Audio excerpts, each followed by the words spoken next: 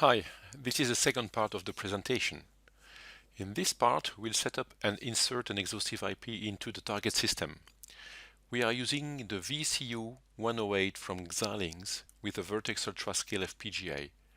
From this FPGA, we'll use 4 transceivers to connect the Exostiv probe, and we'll do so with a QSFP plus to 4 times SFP plus cable. This is an overview of the demonstration design. The Vertex Ultrascale FPGA contains some data generators, a counter, a random generator, and a sine wave on 16 bits, plus a SDI video interface. We will connect an Exostiv IP to it. It will be composed of 3 capture units. So I'm going to switch over to the Exostiv dashboard application. This is the main welcome screen, and I'm going to recall the project settings so that we can start from something already configured. And what I will need also is the design loaded into Vivado, and this is something I've got here. As you can see, we have our example design loaded in Vivado after synthesis. So the synthesis has run, and we are going to use this in connection with the Exostiv dashboard to configure and especially insert the Exostiv IP into the target design. You can see here the Exostiv dashboard application. On the top area you have a flow in 4 steps. You see the first, second and third steps are used to configure and insert the IP into the target design, and the last step will be used to capture data from the target design with the probe. So the first step is the link configuration. During this step you will enter the characteristics of your target board. So first you need to select the target FPGA family and part over here, and you need to select the front panel connector on the Exostiv probe. In this case we are going to use the SFP connections. Next, you need to check the configuration of your board. First, you need to provide information about where you are going to connect the probe to the FPGA. So you need to select the transceiver bank that you are going to use and which of the transceivers you would like to use. So you see here I've selected bank 127 of this FPGA. This is where the QSFP connector is located. And this is a GTY bank of transceivers, and we are going to use all the 4 transceivers in this case. As you have seen during the presentation, we also have a downstream channel that we use to set up the triggers and select the data groups and change some settings of the IP as we run. We need for this to use one of the 4 transceivers as a full duplex resource, and for this we have selected the first transceiver. That doesn't quite matter which one. Next, you will have to specify how you generate the traffic on those transceivers. So in my case, I'm using the clock of the same bank located on this pin, and according to the specs of my board and how it is configured, it toggles at 312.5 megahertz. From there, from this clock, you can reach a series of data rates on the transceivers. We are going to use this one. So this is the list of data rates that you can reach for those transceivers for this family of FPGA with this reference clock by multiplying this reference clock with the PLL in the FPGA. So in my case I'm going to use the maximum speed, so I've got 4 transceivers running at 12.5 gigabit per second, so a maximum, that's the total data rate of 50 gigabit per second. Once you have finished with this, then your link is fully configured and we switch to capture configuration. So capture configuration is the step during which you're going to define the resources that you use in the Exostiv IP to capture data. You have many settings at your disposal.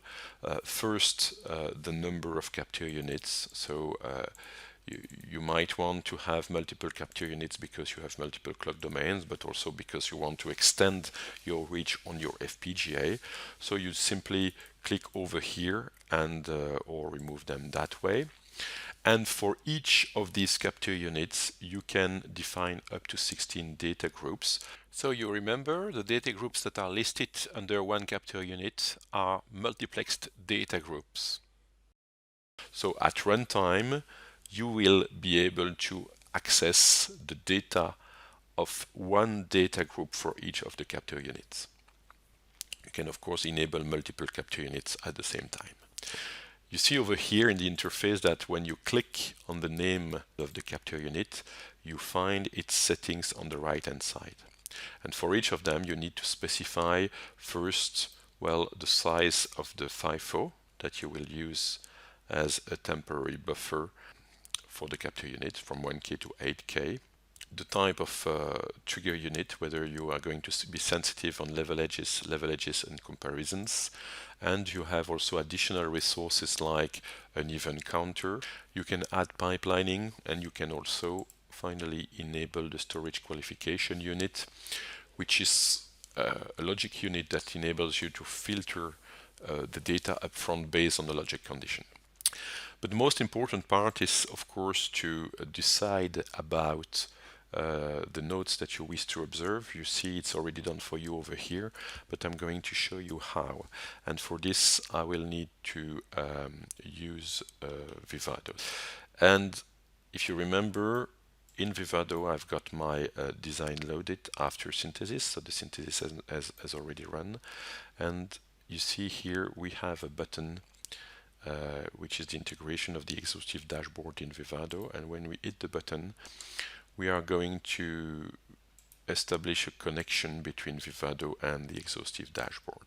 You can see that the status here has turned green. And when we have this connection, we are able to use the Exostiv dashboard to send queries to Vivado. You see it's moving over here. And what can we do with this is basically browse the design that's loaded in Vivado and select the nodes that we wish to observe for each of the data groups. Over here you see that we can browse the nodes of the netlist loaded in Vivado, and this across the hierarchy. This allows us to build the lists of nodes for each data group. Of course, you can define filters, especially the mark debug signals. If you remember, this is a property that you can add to some nodes so that they get preserved after synthesis. You have to do that for all the data groups. And also, you will use a similar interface to select the sampling clock of each capture unit.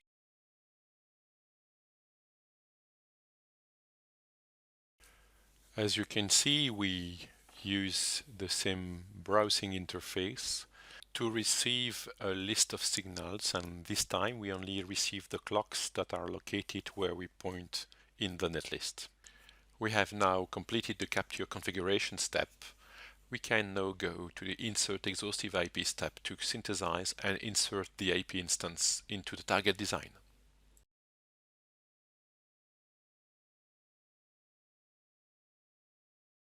This step is really a one button process.